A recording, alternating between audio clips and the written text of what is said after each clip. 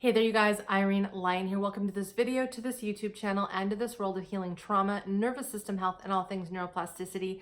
If you are tuning in for the first time here, thank you so much for being here and watching this specific video. I hope you continue to watch more of the videos I have on this channel. There are many of them. If you've been here for a while, thank you for continuing to show up and learn and comment and like these videos and sharing them. It means a lot to me. Thank you so much.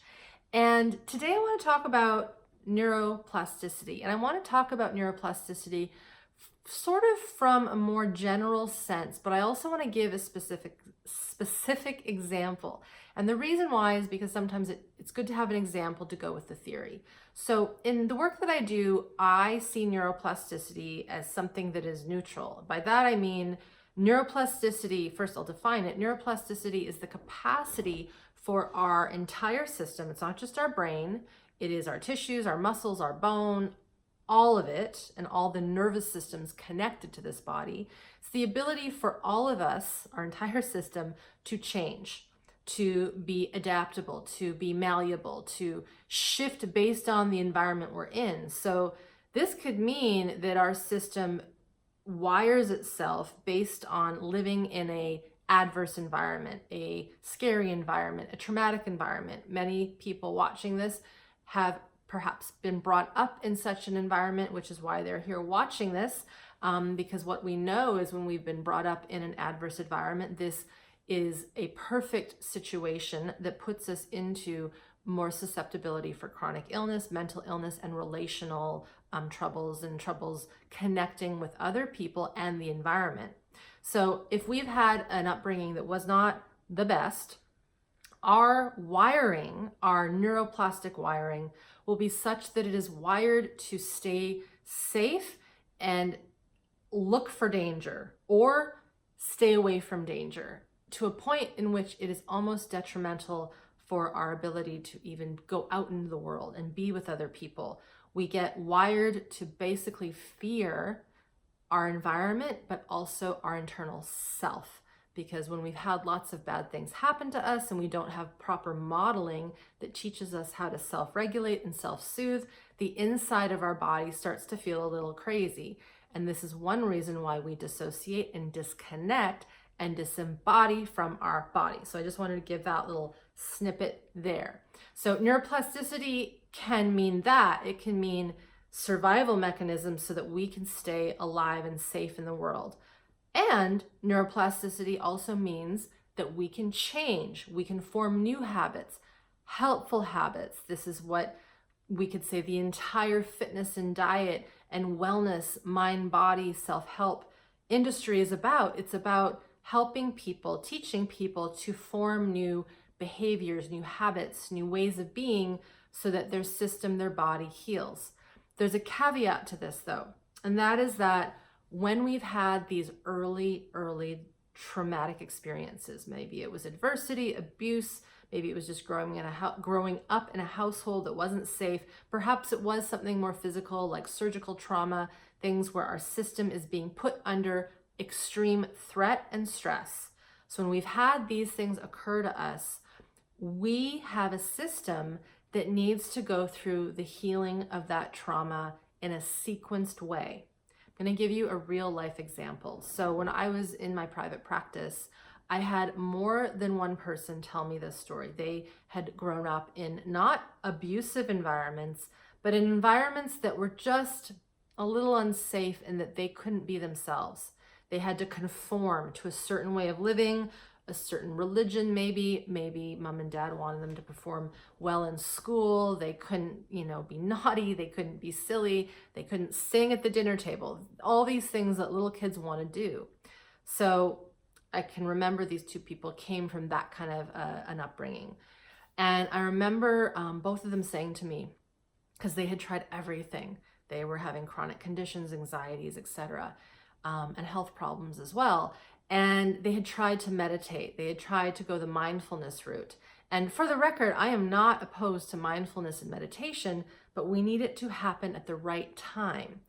And so they said, I tried to meditate. I tried to calm my mind and be there and focus on my body and focus on my sensations, which is classic to really traditional Vipassana meditation, which is awesome, but their ability, their capacity to be with the body and the sensations wasn't there yet.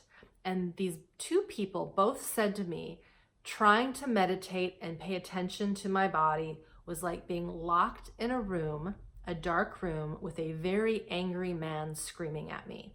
So I'm not making this up. This is what two separate people said. They didn't know each other.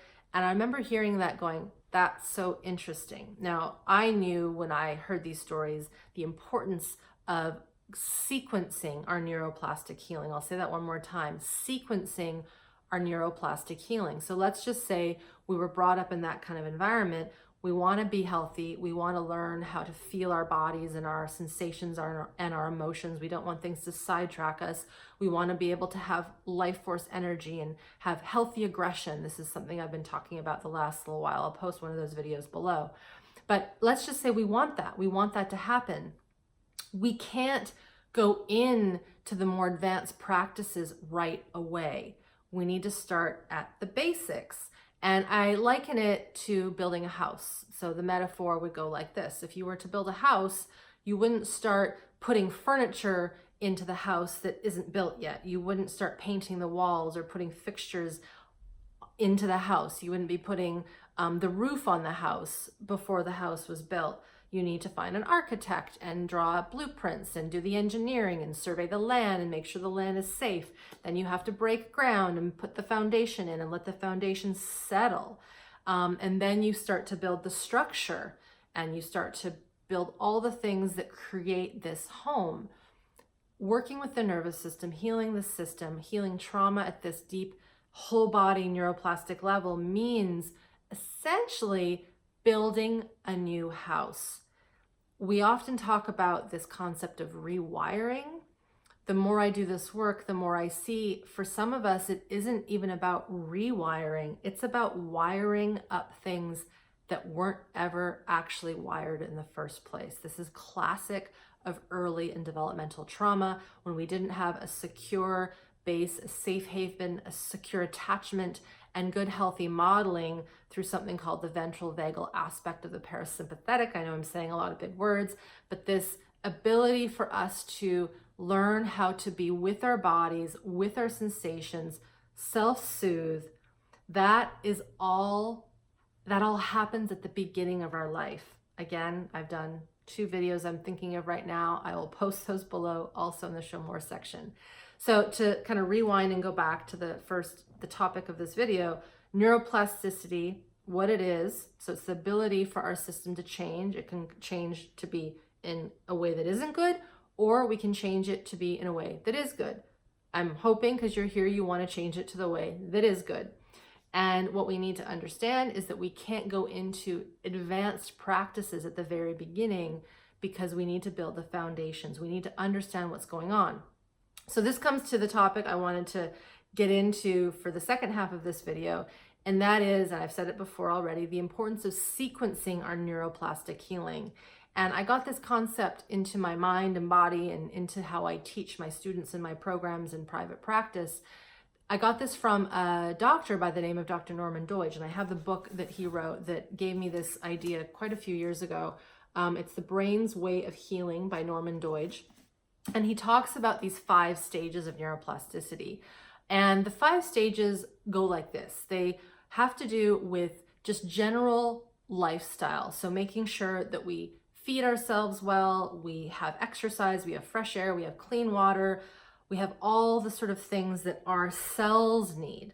So to me, that would be lifestyle. That's movement, exercise, air, water, food, vitamins, minerals.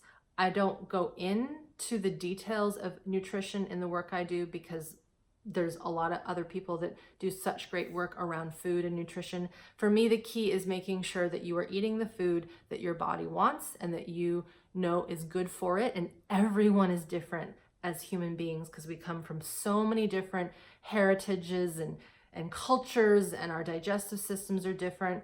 What I have found, however, in this work is that when we are not in a good, healthy nervous system regulated state, our body is less likely to be able to process even the good food that we give it. This is why so many clients, they come and see me, they've been saints with their diets, they've been so diligent with their food, and yet they're still unwell, they still have anxiety, they still have chronic fatigue and depression, and it's because of the next thing I'm going to talk about. So his first stage, he would call, is this ability to have good lifestyle behaviors. He uses a fancier term. He calls it the housekeeping of the neurons in the glia, which are essentially our nervous system cells.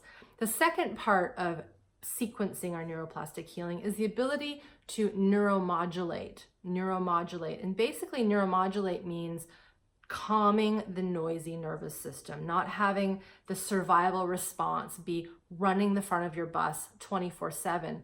We want our survival mechanisms to come up when there is a real threat, when we do need to run for our lives, when we need to shut down. Maybe we've had an accident and we need to bring our blood pressure down.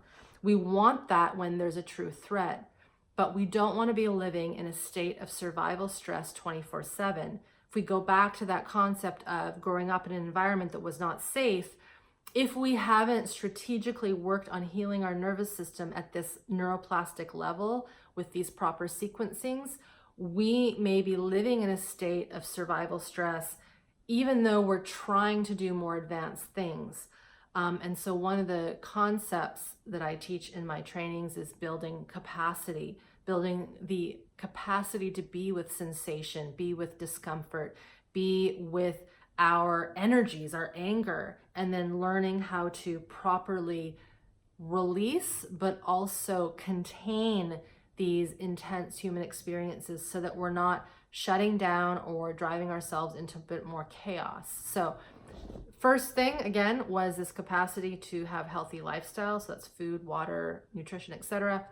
Second thing, this capacity to neuromodulate our nervous system. This is something that does not happen overnight. It's something that takes weeks and months, and I will say years to develop, but it starts with capacity, growing capacity to be with our nervous system, be with all the things that are coming through our body. The third part of neuroplastic sequencing healing is neurostimulation. And this is actually quite known to people. This would be things like going for a walk, waking up the body with some movement. It could be going into the sunlight and stimulating the eyes and the skin. It could be making some sound. It could be some breathing exercises that are well contained. In the world of exercise, neurostimulation would be lifting weights. It would be bringing our heart rate up past what its comfort zone is.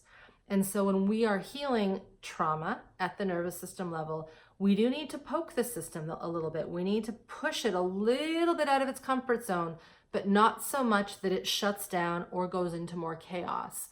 And this is important to understand because we don't want to overtax and flood the system with too much, because that will lead to re-traumatization. Being triggered isn't the issue. The issue is not having the capacity to be stimulated and then the system kind of blowing up. So that was number 3. That was neurostimulation. The next one is neurorelaxation. Kind of how it sounds. Neurorelaxation. When we are healing anything, whether it's a cut on our finger, I have one right now, whether it's a broken bone, or whether it is a nervous system that has been tormented with stress and adversity for a lifetime, it needs to rest and regenerate and repair. Part of this work that is so tough in our current fast-paced, go type A world, having to show up at multiple jobs and appointments and always doing things, is we really don't have enough time to relax. So when you're on this journey, and this is one of the trickier ones, there needs to be specific times of just downtime, and not just when sleep is happening throughout the day. It might be a minute every hour. It could be 30 seconds when you go sit on the toilet and you're having a pee. You just pause and you chill and you wait a few more minutes to allow the system to come down. It could mean when you're driving and you reach somewhere, rather than just hopping out of the car and going and doing something, taking the keys out of the ignition, sitting there, feeling your butt on the chair, looking around, letting the system come down. we have a tendency in our day to just be stimulated, stimulated, stimulated, which I said a moment ago is important, but we also have to bring down lots and lots and lots of times during the day.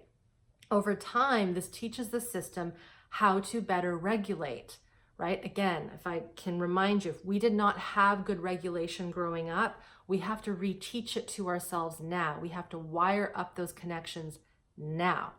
Okay, so that was neurorelaxation. It also means sleep too. We want to make sure that we are getting sleep. However, lots of people know that if there was that early traumatic lifestyle that we were brought up in, our nervous system, our adrenaline, our sympathetic fight-flight response may not want us to go to sleep at night, because to do that means danger.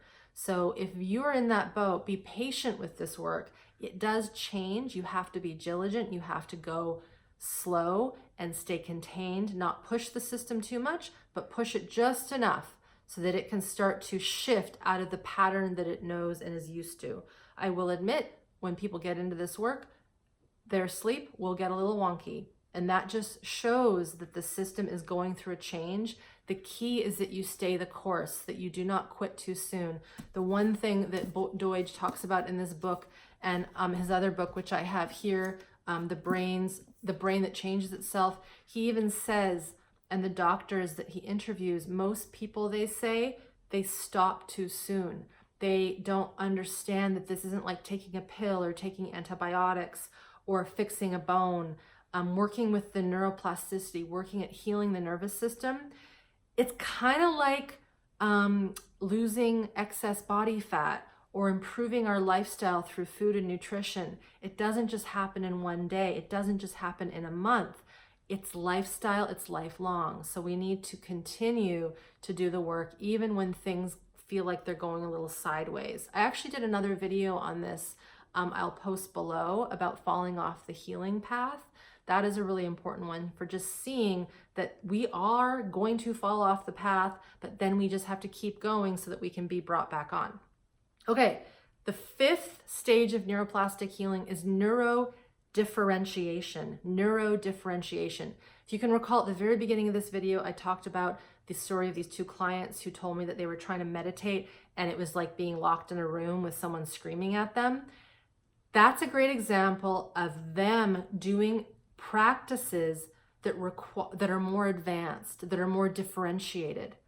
They weren't ready for that meditation practice, that mindfulness practice, because the survival stress was just going, going, going. They still didn't feel safe in their environment. So the last thing they want to do is sit still and feel what's going on inside.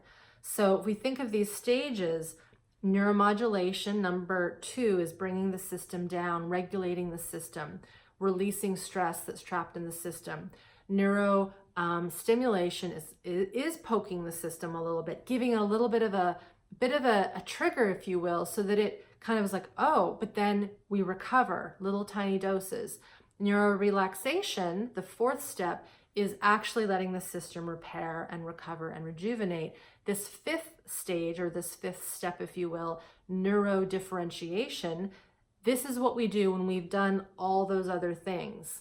So this is something that I would only do with my students when we get into my programs. We don't get into this until like week 10, maybe week 9-ish, week 8. But the first sort of 3/4 of working with my students when I do my 12-week program with them is all about building capacity, learning how to neuromodulate the system, learning how to let the system come down, let the system rest, and stimulating it just enough for each person and their individual needs. So for me, mindfulness practice, at least in our current world where people are dysregulated, mindfulness, meditation, all that should occur, in my opinion, at the end. It's like putting the paint and the fixtures on in that house that I described at the beginning. We wouldn't start that at the very beginning. We would wait till the structure is there, the foundation is solid. We know the wind can knock the house over or not knock the house over. The wind can blow through the house and it stays solid. Once we know our system is at that point, then we add in more differentiated practices. All right.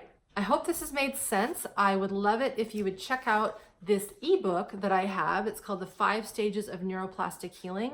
I will link the link below. If you grab this, this will give you a review of all the steps that I just talked about. So let me know what you learned in this video. Let me know if you've heard of some of these stages before. If you haven't, I'd love to know. And if you have, let me know what you learned that was new. Okay, take very good care, and we will see you next time.